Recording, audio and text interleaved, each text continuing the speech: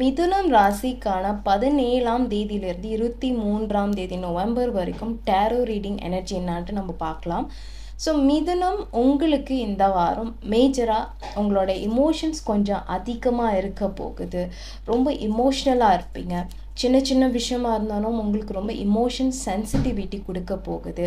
நிறைய விஷயத்த உணர்கிற மாதிரி உங்களுக்கு தோணும். இது ஏன்னா இன்ட்யூஷன், உங்களோட உள் மனசு ஏதோ ஒரு விஷயத்த சொல்லிக்கிட்டே இருக்குது, உறுத்திக்கிட்டே இருக்குது. எனக்கு ஏதோ ஒரு விஷயம் தோணுது, என்ன தோணுதுன்னு தெரியல, பட் ஏதோ கரெக்டாக தான் தோணுது அப்படின்ற மாதிரி தோணும். ஆனாலும் உங்களோட மைண்ட் சொல்கிறத நீங்கள் ரொம்ப கேட்குறீங்களோ அப்படின்ற மாதிரி தெரியுது. தேர்ட் பார்ட்டி சிச்சுவேஷன்ஸ் இருக்கிறதுக்கு அதிகம் சான்சஸ் இருக்குது. இது ரிலேஷன்ஷிப்பில் கூட இருக்கலாம், இல்லாட்டி வேறு ஒரு சிச்சுவேஷனில் யாரோ ஒரு மூணாம் நபர்னால பிரச்சனையோ, மூணாம் நபரோட பங்கேற்பு, அந்த மாதிரியான சிச்சுவேஷன்ஸ் இருக்கும். அது ஒரு கெட்ட தேர்ட் பார்ட்டி சிச்சுவேஷன் சொல்லலை, அது ஒரு சில தேர்ட் பார்ட்டி இஷ்யூஸ் அப்படின்னு கூட இருக்கலாம், இல்லாட்டி ஒரு சில தேர்ட் பார்ட்டி சப்போர்ட்டாக கூட இருக்கலாம். ஸோ உங்களுக்கு இந்த வாரம் நிறையா சந்தோஷம், ஏதோ ஒரு செலப்ரேஷன், ஏதோ ஒரு விஷயம் சக்ஸஸ் ஆக போகுது அப்படின்ற மாதிரி தெரியுது. ஒரு சில பேர்கிட்ட இருந்து கொஞ்சம் தகராறு வரும், அது கொஞ்சம் பார்த்துக்கோங்க. ஸோ அந்த சிச்சுவேஷன் முடிஞ்சால் அவாய்ட் பண்ணுங்கள், விலகி போக பாருங்கள். ஸோ இந்த வாரம் நம்ம செலப்ரேஷன் பார்த்தோம். உங்களுக்கு ஒரு ஹாப்பி ஹண்டிங் இருக்குது இந்த வாரம். ஏதோ ஒரு விஷயம் ஒரு முடிவுக்கு வர போகுது.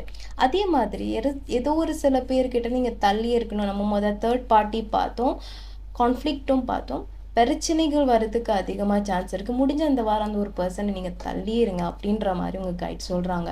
ஸோ உங்கள் எனர்ஜி ரொம்ப துருன்னு நிறையா ஒரு எனர்ஜி இருக்கும். அதே சமயத்தில் இது உங்களோட இமோஷன்ஸ் அதிகமாக இருந்தாலும் இது கொஞ்சம் அதிகமாக இருக்கும்.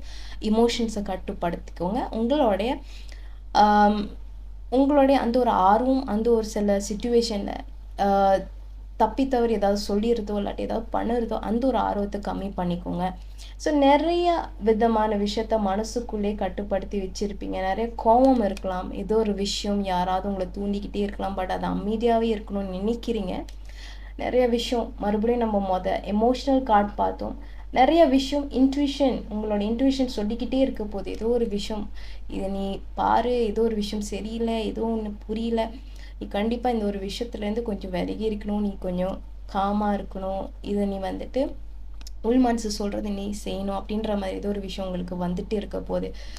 ஏதோ ஒரு விஷயம், மேபி ஒரு ரிலேஷன்ஷிப், பாஸ்ட் இஷ்யூஸ், அப்படி இல்லாட்டி உங்களுக்கு இந்த வாரம் ரொம்ப ஹெல்த், பாடி சம்மந்தப்பட்ட பெயின், இதெல்லாம் கொஞ்சம் அதிகமாக இருக்கும். பட் இந்த ஒரு விஷயம் முடிவுக்கு வரும் அப்படின்ற மாதிரி தெரியுது.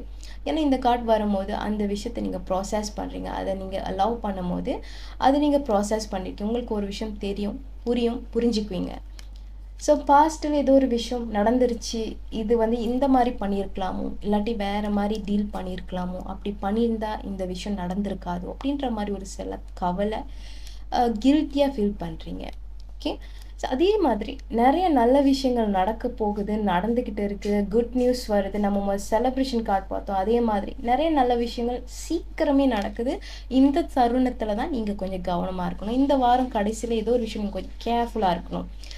ஸோ ஏதோ ஒரு புது விஷயத்தை நோக்கி போகிறீங்க, ஏதோ ஒரு புது விஷயம் உங்களுக்கு ஏதோ ஒரு சந்தோஷத்தை தேடி கொடுக்க போகுது, அது பார்க்க ரொம்ப எக்ஸைட்டிங்காக இருக்குது, எக்ஸைட்மெண்ட் கொடுக்க போகுது அப்படின்னு தெரியுது. ஸோ உங்களுக்கு பிரபஞ்சம் மெசேஜ், ஒரு ரிலேஷன்ஷிப் இந்த வாரம் உங்களுக்கு ரொம்ப உறுதியாக இருக்கலாம், இல்லாட்டி யாருக்குள்ளேயும் நீங்கள் ஸ்ட்ராங்காக ஒரு அட்டாச்மெண்ட் வரலாம், பார்ட்னர்ஷிப்பாக இருக்கலாம், நியூ லைஃப் பார்ட்னராக இருக்கலாம். அதே சமயத்தில் ஒரு சில பேர் கூட நிறையா கோபம் இருக்கும், அந்த கோபத்தை நீங்கள் கொஞ்சம் ஃபொர்கிவ் பண்ணுங்கள். அந்த ஒரு சில பீப்புளை ஃபொர்கிவ் பண்ணுங்கள், லெட் கோ பண்ணுங்கள். அப்போது உங்களுக்கு கண்டிப்பாக ஏதாவது ஒரு பாசிட்டிவான ஒரு சேஞ்சஸ் கண்டிப்பாக கிடைக்கும்.